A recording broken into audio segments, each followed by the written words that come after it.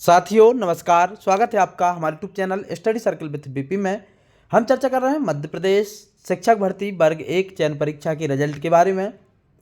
बहुत सारे कैंडिडेट्स ऐसे हैं जिनके रिजल्ट में लिखा आ रहा है विथ हेल्ड।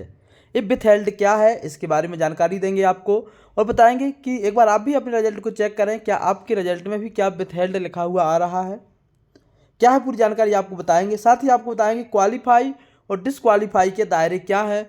जिनके मार्कशीट में क्वालिफाई लिखा आ रहा है और किसी की मार्कशीट और डिसक्वालीफाई लिखा आ रहा है तो उसके दायरे क्या हैं, इन सब पे चर्चा करेंगे। सबसे पहले जानते हैं कि विथ हेल्ड क्या है। साथ ही जब हमारा फॉर्म डला था उस समय जो नोटिफिकेशन आया था उस नोटिफिकेशन में पूरी जानकारी निकली थी चयनित परीक्षा हेतु, मतलब चयन परीक्षा में कौन फॉर्म भर सकता था। अनुसूचित जाति, जनजाति, अन्य पिछड़ा वर्ग, आर्थिक रूप से कमजोर वर्ग के जो अभ्यर्थी जो मध्य प्रदेश के मूल निवासी हों एवं दिव्यांग अभ्यर्थियों के लिए केवल उनके लिए पात्रता परीक्षा में न्यूनतम 50% अंक, जो हमारा 150 अंक का पेपर हुआ था उसमें कम से कम 75 अंक 50% होते थे, तो 50% अंक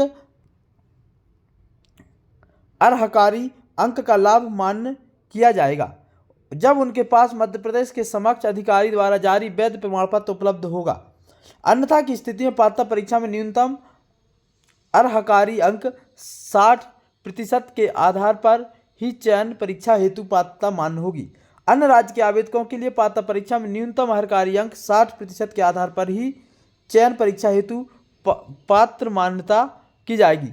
तो यहाँ पर स्पष्ट तरीके से बताया गया था कि चयन परीक्षा का फॉर्म वही व्यक्ति भर सकता है जिसने पात्रता परीक्षा में कैटेगरी का है तो 50%, और यदि जनरल का, जनरल इन द सेंस यदि यूआर का, जनरल में यदि किसी का ईडब्ल्यूएस है तो उनके लिए नहीं, जिनका ईडब्ल्यूएस नहीं है उनके लिए, ऐसे जनरल वाले जिनका ईडब्ल्यूएस नहीं है 60% अंक हैं, और यदि कोई अदर स्टेट का है तो उसके भी 60% अंक हैं, तो वह चयन परीक्षा में फॉर्म भर पाएगा। लेकिन बहुत सारे कैंडिडेट ऐसे थे जिनके पात्रता परीक्षा में कैटेगरी से 50% और यूआर से 60% अंक नहीं थे, फिर भी उन्होंने चयन परीक्षा का फॉर्म भरा। चयन परीक्षा का फॉर्म भरने के बाद जब, और उन्होंने यह तर्क देते हुए फॉर्म भरा कि आपको जो है यदि चयन परीक्षा की क्वालिफाइंग 40% और 50% रखी है तो इनकी भी क्वालिफाइंग कैटेगरी की 40% और यूआर की 50% करनी चाहिए, जो कि विभाग ने नहीं माना और इस पर कोर्ट में याचिका है। अब जो भी डिसीजन आएगा आगे पता चलेगा, पर इसी वजह से जो है बहुत सारे लोग ऐसे हैं जिनके प्री क्वालिफाई ना होने पर भी उन्होंने मेंस दिया, मतलब पात्रता परीक्षा क्वालिफाई ना होने पर भी उन्होंने चयन परीक्षा दी। तो ऐसे कैंडिडेट के सामने विथ हेल्ड लिखा आ रहा है।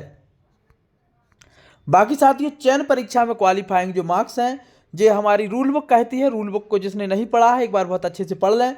रूल बुक का नियम नंबर जो 9 है वह बताता है कि शिक्षक चयन परीक्षा में अर्ह होने के लिए प्रवर्ग बार न्यूनतम अंकों का प्रतिशत निम्नलिखित अनुसार होगा। स्पष्ट बताया गया है अति अनुसूचित जाति, अनुसूचित जनजाति, अन्य पिछड़ा वर्ग, दिव्यांग व्यक्ति और आर्थिक रूप से कमजोर जिनको हम ईडब्ल्यूएस कहते हैं, इनके लिए उच्च माध्यमिक शिक्षक की चयन परीक्षा के लिए 40% अंक अनिवार्य होंगे। मतलब यदि आपके अंक 100 में से 40 हैं तो ही आपकी मार्कशीट में क्वालिफाइड लिखा आएगा, यदि आप किसी कैटेगरी के हैं तो। और यदि आपके अंक 40 से कम है तो आपकी मार्कशीट में डिसक्वालीफाई लिखा आएगा, चाहे आप कैटेगरी के हों या नहीं। इसके बाद यदि आप जनरल मतलब यूआर से हैं, आपका ईडब्ल्यूएस भी नहीं है और आपके अंक यदि 50% से कम है तो आपकी मार्कशीट में डिसक्वालीफाई लिखा आएगा। अब आप अपनी अपनी मार्कशीट चेक कर लें और देख लें कि आपके अंक यदि 100 में से 40% हैं और आप कैटेगरी से हैं तो आप जो है क्वालिफाइड माने जाएंगे। और यदि आपके अंक 50% से कम हैं और 50% हैं और आप अन्य कैटेगरी मतलब अदर स्टेट के हैं या फिर आपका ईडब्ल्यूएस नहीं है और आप जनरल कैटेगरी में आते हैं तो आपको 50% अंक चाहिए। ये है क्वालिफाई और डिसक्वालीफाई के दायरे। अब आपको समझ में आ चुका होगा कि ऐसे लोगों के नाम के सामने विथ हेल्ड लिखा आ रहा है जो पात्रता परीक्षा क्वालिफाई नहीं है और उन्होंने चयन परीक्षा दी है। दूसरी चीज, पात्रता परीक्षा की जो क्वालिफाइंग थी वो 50% और 60% थी, और चयन परीक्षा की जो क्वालिफाइंग मार्क्स थे वो 40% और 50% थे। तो ऐसे लोग जिनके 50% और 60% पात्रता परीक्षा में नहीं थे, उन लोगों ने चयन परीक्षा के आधार पर कोर्ट केस किया कि चयन परीक्षा मेरी 40% और 50% पासिंग मार्क रखी है, तो पात्रता परीक्षा में ही इतनी की जाए, और उन लोगों ने चयन परीक्षा का फॉर्म भी भर दिया। तो इन लोगों के नाम के सामने विथहेल्ड लिखा आ रहा है। बाकी आप यदि किसी कैटेगरी से हैं, चयन परीक्षा आपकी क्वालिफाई है और 40% अंक है तो आप क्वालिफाइड माने जाएंगे, और अन्य कैटेगरी से हैं तो आपके 50% अंक के साथ आप क्वालिफाई माने जाएंगे। तो साथियों, ये है आपके क्वालिफाई के दायरे। तो इस तरीके से आप अपनी अपनी मार्कशीट चेक कर लें और आपको पता होगा कि विथहेल्ड क्या है।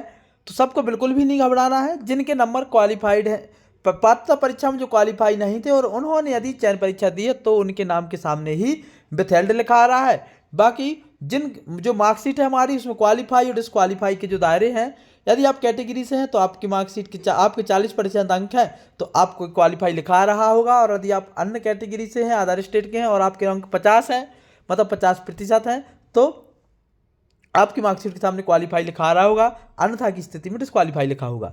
तो कैसी लगी जानकारी हमें कमेंट करके जरूर बताएं। वीडियो पसंद आया है तो उसको लाइक कर लें, साथ ही हमारे चैनल को सब्सक्राइब कर लें, और एक एक नियम के लिए हम रोज एक एक वीडियो लेकर के आएंगे, ताकि आपके लिए किसी भी तरीके की कोई दुविधा ना रहे, आप किसी भी तरीके से जो भ्रम में ना रहे कि क्या नियम दायरे हैं।